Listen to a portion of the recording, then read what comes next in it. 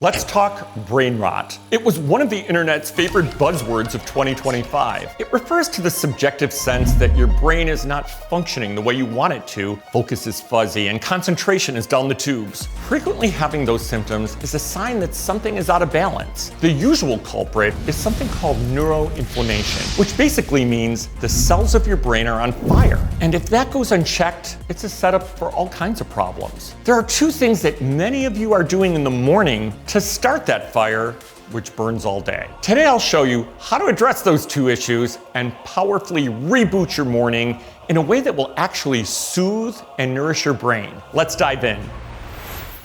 Hello everyone, I'm Dr. Monti from the Marcus Institute at Thomas Jefferson University. Welcome to House Call. The first big brain killer so many of you are doing is the second the alarm goes off, you grab your phone and start doom scrolling before you even are fully awake. This can cause an immediate spike in cortisol, your primary stress hormone, right when your brain is most vulnerable, effectively igniting your brain into anxious fogginess before the day even begins.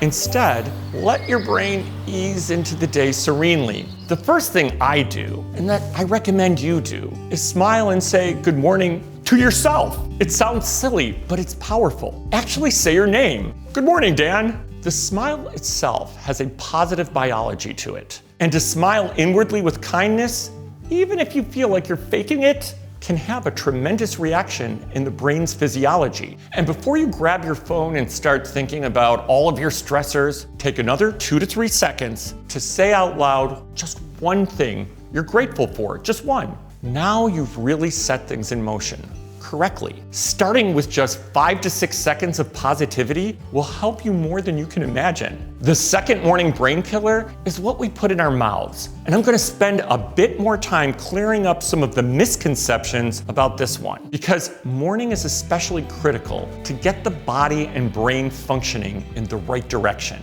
If you shut the body down with ultra-processed foods like commercial cereals, instant oatmeal, toaster pastries, and the like, then the brain fog will soon follow. While the research on the matter is mixed, I find that people generally do better having some high-quality nutrients in the morning versus skipping breakfast altogether. I find skippers have more of the wrong late morning snacks or binge too much of the wrong food at lunch.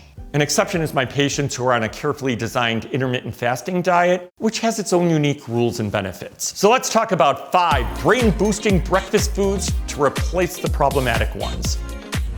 Number 5, high-flavanol cocoa. If you love morning hot chocolate, but are using ultra-processed mixes with lots of sugar, additives, and fake marshmallows, there's an alternative to getting that chocolatey treat without killing your brain. In fact, done correctly, this can actually boost your brain. This one is especially for all you chocolate-loving desk workers. We all know sitting is the new smoking, but here's the part most people don't realize. Prolonged sitting can reduce blood flow and shear rate in major arteries, including the ones feeding the brain. Researchers at the University of Birmingham tested a simple vascular hack. When participants drank a high-flavanol cocoa beverage before 2 hours of uninterrupted sitting, it helped preserve blood vessel function compared to a junky, low-flavanol cocoa drink or hot chocolate drink like most commercial brands. The mechanism is straightforward. Cocoa flavanols support nitric oxide signaling, which helps blood vessels function better.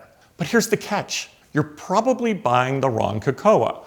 Most grocery store cocoa is Dutch processed, alkalized, and that processing can strip flavanol content dramatically, often 60 to 90%. So look for natural or non-alkalized cocoa powder. It's lighter, more bitter, and that's the point. How do I use it? I either mix it with my morning coffee to make a healthy mocha, or I make my own healthy hot chocolate. I dissolve 2 tablespoons of the cocoa into a hot water, add 1 tablespoon of allulose or an allulose monk fruit combination, then make it creamy with whatever plant-based milk I have in the refrigerator. It gives a nice kick to the day, and it's great for those days I'm doing back-to-back consults and Zoom meetings. Number 4 is a trend I'm seeing everywhere, and as a doctor, I actually love it. Savory oats. But we're going to upgrade it with a concept you'll hear more and more about in the medical literature: Psychobiotics. So for those of you who like morning oats, which are usually highly processed and send your blood sugar on a brain fogging spiral, this upgrade will change your life. We already know the gut and the brain are connected, and that certain microbes in your gut can influence your brain chemistry and stress signaling. So it makes sense that studies are showing that fermented foods containing strains like lactobacillus and bifidobacterium are associated with lower stress and better thinking. So instead of making oatmeal into a disastrous morning dessert, start making a high-quality Miso oatmeal. Miso is fermented soybean paste, and when it contains live cultures, it can support gut and brain function. Cooking it is easy. Use steel-cut oats and not processed instant oatmeal. When they're ready, turn off the heat and let them cool down to eating temperature. That's when you add in the Miso paste. You don't want to destroy the live cultures with boiling heat. Top it off with scallions and a pinch of sesame or seaweed if you like, or your favorite nuts. It's satisfying. It keeps glucose more stable, and it feeds your second brain, your gut. And if oats aren't your thing, you can do exactly the same thing with brown rice or my favorite, quinoa.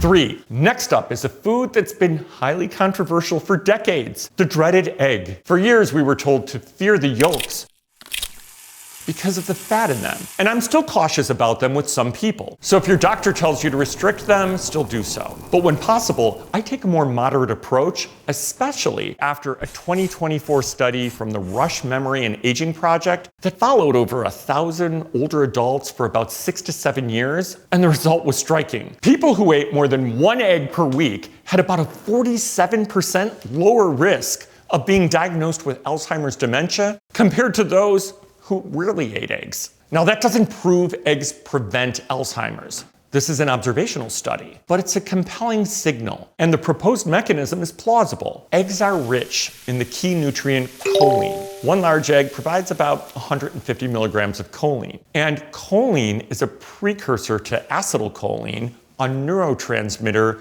your brain relies on for memory, learning, and focus. So the authors of the study deduced that dietary choline might explain the results they observed. I personally choose a breakfast with 1 to 2 eggs about 3 times a week. My go-to is what I call the neuro omelet. 2 eggs, spinach for folate, and a pinch of turmeric plus black pepper. The fat in the yolk helps you absorb the turmeric compounds, so you're supporting inflammation balance while you're building the raw materials for memory and focus. I always cook them in olive oil and will top off with some avocado or guacamole when I have it for that extra healthy fat. It's simple and cooking time is quick.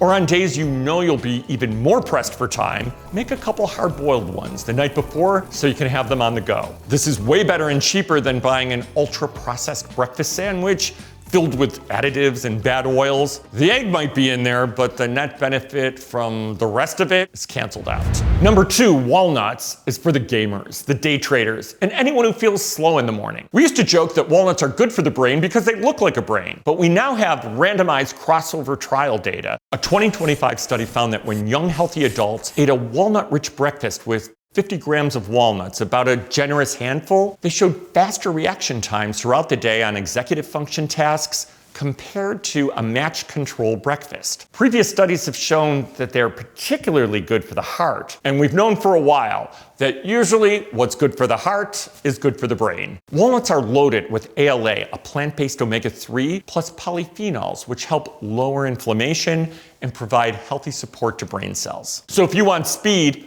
don't reach for a sugary granola bar that spikes your glucose and crashes your energy. Grab a handful of walnuts. It's like giving your brain a cleaner fuel source and a smoother processor upgrade. My easy way to do it, just toss about 50 grams, 1 big handful, into plant-based yogurt, chia seed pudding, savory oatmeal, or a smoothie. And walnut butter is now available too, which I love to use dollops of on practically everything. Finally, my number 1 brain-boosting breakfast ingredient, wild blueberries. Note I said wild. It's important to understand the difference between cultivated and wild. The big blueberries in plastic clamshells are bred for size and water content. Wild, also called low bush berries, are smaller, and they consistently test higher in phytonutrients. That deep purple pigment contains something called anthocyanins, which in animal studies can cross the blood-brain barrier. They appear in regions of the brain involved in learning and memory, where they help dial down oxidative stress and support healthier signaling in the brain. And a double-blind study found that daily wild blueberry intake for 6 months improved the speed of information processing in older adults with mild cognitive decline. Now, I get that high-quality blueberries are not always easy to find and can be expensive. But when you can get them here and there, treat yourself. Your brain will thank you. Now, if you found this helpful, please hit the like button and subscribe for weekly science-backed clarity. And with that, this is House Call. I'm Dr. Dan Monti. Until next time, be well.